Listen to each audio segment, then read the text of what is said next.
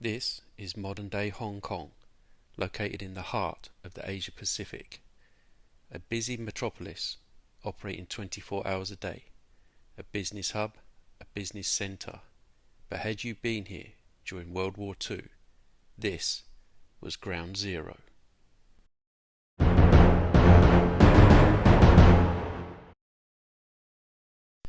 The Battle of Hong Kong was one of the opening engagements of the Pacific War during the Second World War.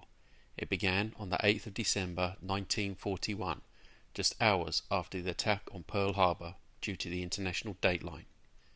Japanese forces launched a coordinated invasion of the British colony of Hong Kong, aiming to secure a strategic port and eliminate an important Allied base in East Asia. The battle lasted 18 days, ending with the surrender of the colony on the 25th of December 1941, a day that became known as Black Christmas. The Japanese invasion force consisted of approximately 35,000 to 38,000 troops under the command of Lieutenant General Takashi Sakai. They were supported by artillery, engineers, aircraft and naval forces operating around Hong Kong. Defending the colony were around 13,000 to 14,000 Allied personnel. These included British regular troops, Indian Army battalions, nearly 2,000 Canadian soldiers from the Royal Rifles of Canada and the Winnipeg Grenadiers, the Hong Kong Volunteer Defence Corps, and the local military support units. Japan's strategy relied on speed, overwhelming firepower, and coordinated attacks. The campaign began with air raids that quickly destroyed most of Hong Kong's small air force and disrupted communications. Japanese troops crossed the border into mainland China into the new territories, using artillery and infantry assaults to overwhelm defensive positions. Rather than attacking every strong point directly, they often infiltrated around defensive lines, attacking from unexpected directions and forcing Allied units to withdraw. One of the key defensive positions was the Gin Drinkers Line, which had been built to delay an invasion.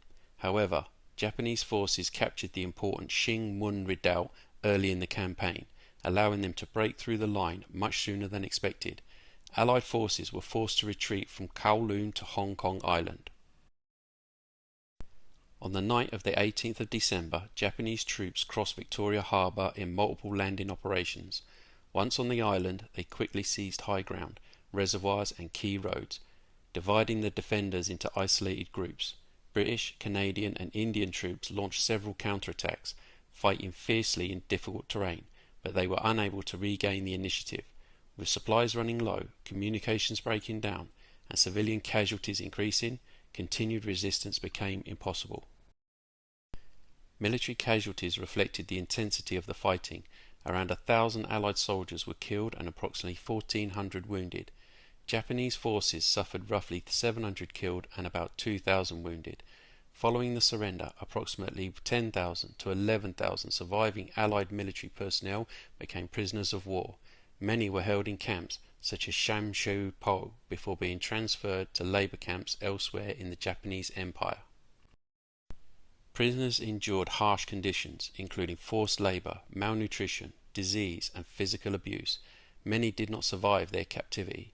During and immediately after the battle, Japanese troops also committed documented war crimes against wounded soldiers, medical staff and civilians. The Battle of Hong Kong ended in a decisive Japanese victory. The colony remained under Japanese occupation for nearly 4 years, until Japan's surrender in August 1945.